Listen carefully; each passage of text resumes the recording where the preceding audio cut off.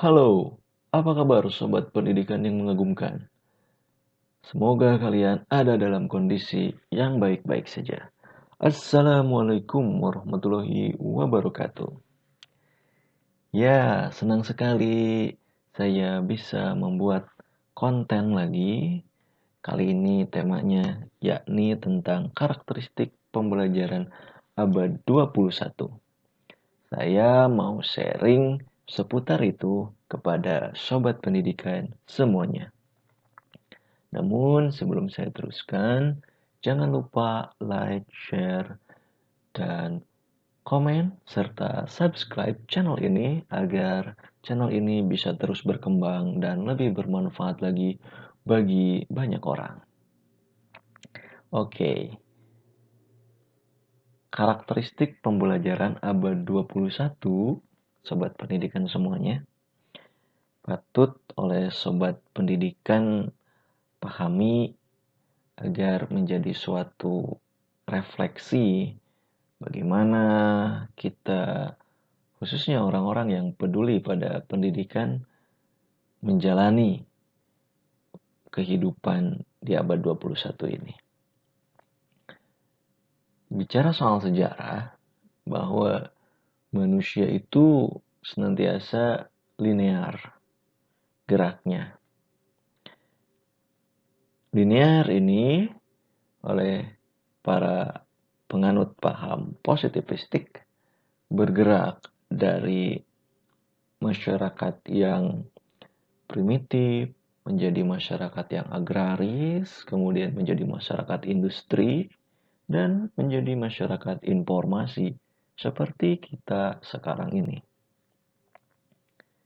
Hari ini kita hidup dalam suasana masyarakat informasi. Hal ini membuat suatu pergeseran paradigma. Jika dulu ideologi itu adalah acuan utama, kini kehadirannya mulai terganggu oleh yang namanya informasi. Hari ini informasi menjadi acuan baru buat masyarakat di dunia untuk mengambil keputusan. Sehingga ada tagline, kami informasikan, Anda yang memutuskan. Nah, itulah karakteristik masyarakat abad 21. Dilihat dari kacamata sosiokulturalnya. Lalu, bagaimana dalam pembelajaran di abad 21? Pada kesempatan ini, setidaknya saya mau men-share kepada sobat pendidikan semuanya tentang karakteristik pembelajaran di abad 21. Ada 5 karakteristik. Yang pertama, melek ICT atau melek teknologi informasi dan komunikasi. Yang kedua, harus mampu berkomunikasi secara efektif. Yang ketiga, harus mampu berpikir kritis. Yang keempat, harus mampu untuk memecahkan permasalahan. Dan yang kelima, harus bisa berkolaborasi atau kerjasama atau bahasa sakral Indonesianya gotong royong. Yang pertama yaitu harus melek ICT. Jadi di sini baik pengajar maupun pembelajar itu harus bisa internet, komputer, dan perangkat-perangkat canggih, alat komunikasi canggih yang sedang beredar di masyarakat. harus bisa menguasai. Tidak boleh ketinggalan atau tertinggal apalagi, ya. Jadi itu harus dikuasai betul. Harus melek ICT, harus memiliki literasi digital agar tidak kehilangan wibawa, agar juga tidak ketinggalan oleh bangsa-bangsa lain di dunia. Oleh sebab itu, maka semangat sebagai pembelajar sepanjang hayat harus ditanamkan di dalam diri masing-masing. Baik itu bagi pengajar maupun bagi pembelajar itu sendiri. Lalu yang kedua, yakni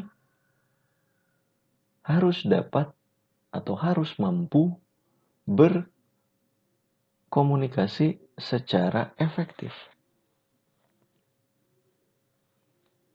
Dengan perkembangan ICT, teknologi informasi dan komunikasi, memungkinkan orang untuk dapat berkomunikasi secara efektif dan efisien.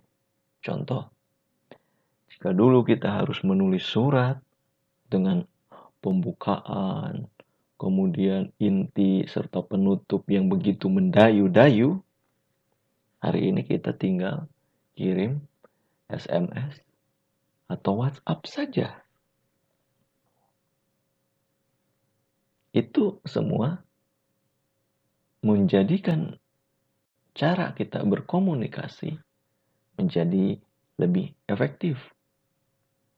Hal ini juga yang menjadikan masyarakat yang hidup di abad 21 sesungguhnya adalah masyarakat yang efektif dan efisien. Tidak suka bertele-tele. Langsung aja to the point. Lalu yang ketiga, berpikir kritis. Jadi di dalam pembelajaran abad 21, kalau tidak mampu membuat pembelajar untuk berpikir kritis, maka itu belum dapat dikatakan sebagai pembelajaran abad 21. Karena harus bisa menstimulus pembelajar agar senantiasa berpikir kritis. Nah, ini juga ada kaitannya dengan yang keempat, yaitu problem solving atau memecahkan masalah. Jadi ketika pembelajar telah mampu berpikir kritis, dia bisa kita arahkan untuk berpikir kreatif, hingga pada ujungnya dia mampu untuk memecahkan masalah. Maka poin krusialnya adalah bagaimana caranya si pembelajar oleh pengajar stimulus agar dia mampu untuk berpikir kritis. Lalu yang kelima, yang terakhir, yaitu harus mampu berkolaborasi. Begitu banyak informasi akhir-akhir ini atau di abad 21 ini, kita bisa akses dari mana saja, kapan saja. Sehingga membuat informasi begitu mudah kita dapatkan. Di tengah-tengah kemewahan, keberlimpahan informasi seperti ini,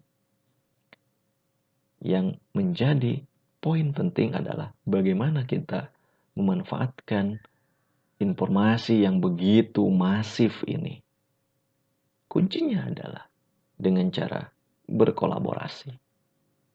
Itulah sebabnya maka pembelajaran di abad 21, pengajar harus bisa menjadikan pembelajarnya sebagai individu-individu yang kelak mampu untuk berkolaborasi menghasilkan suatu kebermanfaatan baru untuk peradaban manusia itu sendiri.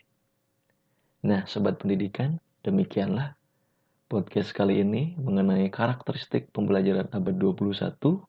Semoga oleh Sobat Pendidikan semuanya bisa dijadikan suatu referensi. Jangan pernah berhenti untuk belajar, karena dengan belajar kamu bisa hidup.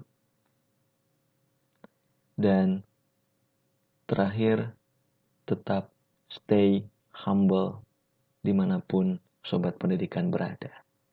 Terima kasih. Assalamualaikum warahmatullahi wabarakatuh.